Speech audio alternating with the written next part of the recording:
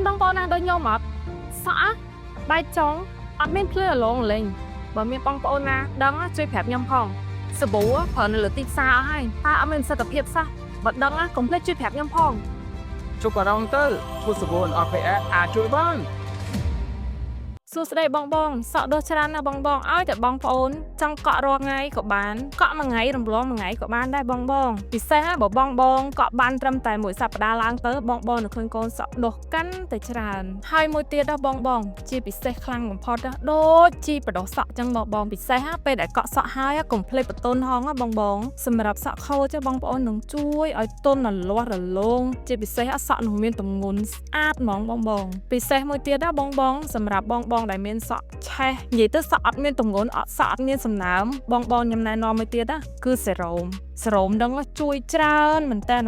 បងបងសម្រាប់សេរ៉ូមបងបងយើងចង់ប្រើមុនពេលដែលយើងកឹបគៀបសក់ក៏បានឬមួយក៏ពេលដែលយើងកឹបគៀបសក់ហើយក៏បានពិសេសមែនតើគឺសម្រាប់សក់ដែលបែកចុងសក់ខូចខ្លាំងតែម្ដងបងនៅពេលដែលបងផ្លុំសរសៃសក់ហើយបងនឹងឃើញសរសៃសក់បងស្អាតពេលហ្នឹងបងនឹងច្បាស់ជាស្រឡាញ់សរសៃសក់បងស្មើនឹងកែវភ្នែកហ្មងព្រោះវាស្អាតរលាស់រលោងនៅក្បែរសង្សារហិតរហូតនេះបងអូនសុំប្រាប់របស់ពិសេសមួយទៀតណាពិសេសខ្លាំងមែនតែនចុងក្រោយវគ្គបញ្ចប់ហ្នឹងណាបងនោះគឺ spray បណ្ដុះគល់សរសៃសក់បងពេលដែលយើងបាញ់នៅគល់សរសៃសក់បងវាជួយឲ្យយើងដុសសក់កាន់តែលឿនហើយ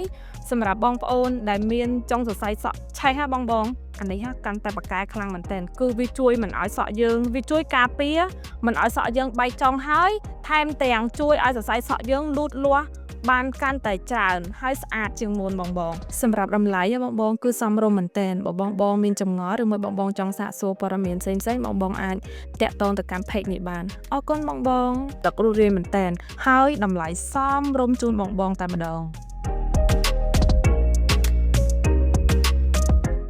បងបានឃើញទីសារខ្ញុំអត់នេះតែកក់លើកទី1តែប៉ុណ្ណោះចុះតរំកក់បានមួយអាទិត្យទៀតហ៎មិនដែរកាន់តែស្អាតជាងនឹងទៀតមែនអត់កុំភ្លេចចាសាប៊ូកក់សក់ NRKS បើបងប្អូនត្រូវការចង់បានអាចសាកសួរទៅ page ខាងលើនេះបាន